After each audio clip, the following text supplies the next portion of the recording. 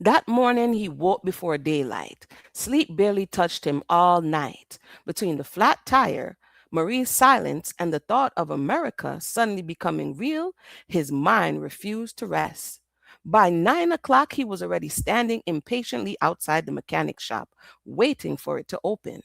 The damaged tire leaned against the wall beside him while mechanics slowly shuffled in, drinking coffee and making joke. Hurry up, no man, he muttered under his breath.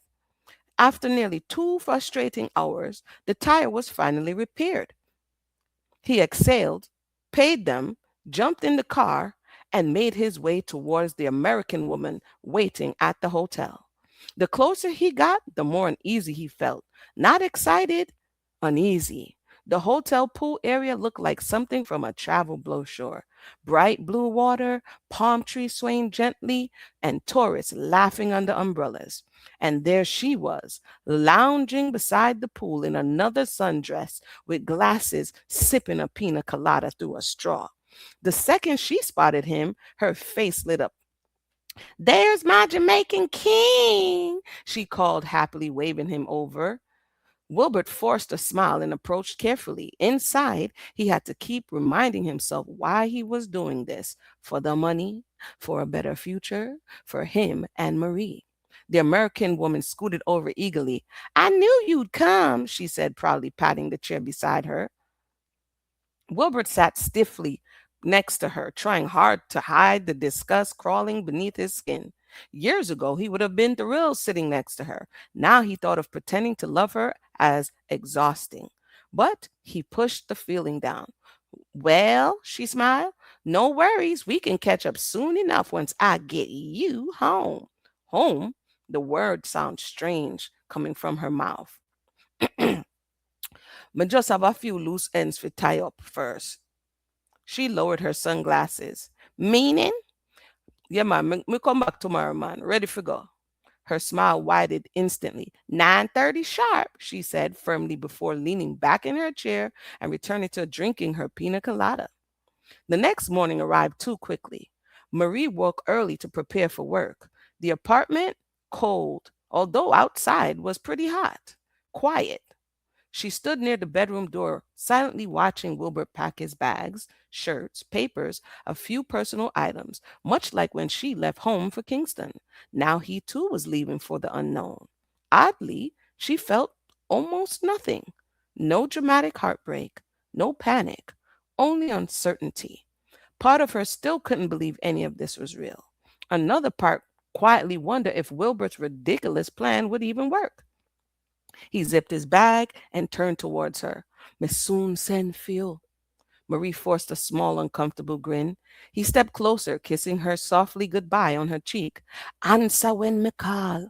Then, with serious eyes, he added, "And save yourself for me. When me come back, me I go marry you properly this time."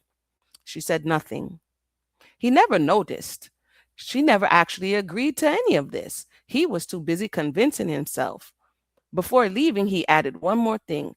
"And Andrea go come check upon you from time to time." She nodded quietly. Then, for what felt like the 100th time, he pointed toward her gently. "Be a good girl, all right?"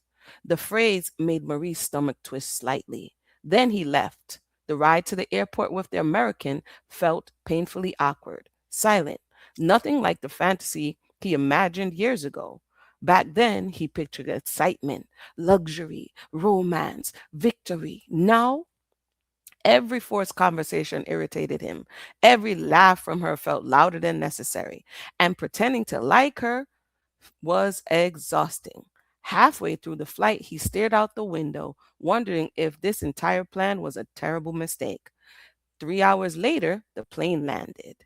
He stepped out into a much colder breeze than he expected. He squinted, reading the airport sign carefully. Covington, Kentucky? His forehead wrinkled. "Wait." He looked over at the American woman confused. "Covington? Where were they?" She laughed cheerfully while fixing her purse strap. "Kentucky, honey." Wilbert blinked hard. "I think you said you did live in New York." The woman burst into a loud hysterical laughter. "New York," she said, wiping tears from her eyes. "Oh, no, my dear." She hooked her arm around his. Honey, I'm a Southern belle. If you like that story, you would like others. My name is Umuna and I am an author. Feel free to check out my latest release, Island Twist, available on Amazon today. And don't forget to like and subscribe. Stay tuned. Real quick, this is Amuna, author and storyteller, and I have a new release available on Amazon because I love writing and reading stories. This is a Caribbean American tale about love and culture. We have a young girl named Jackie, and she gets into it with a lot of frenemies and some other people that's trying to take away our rights.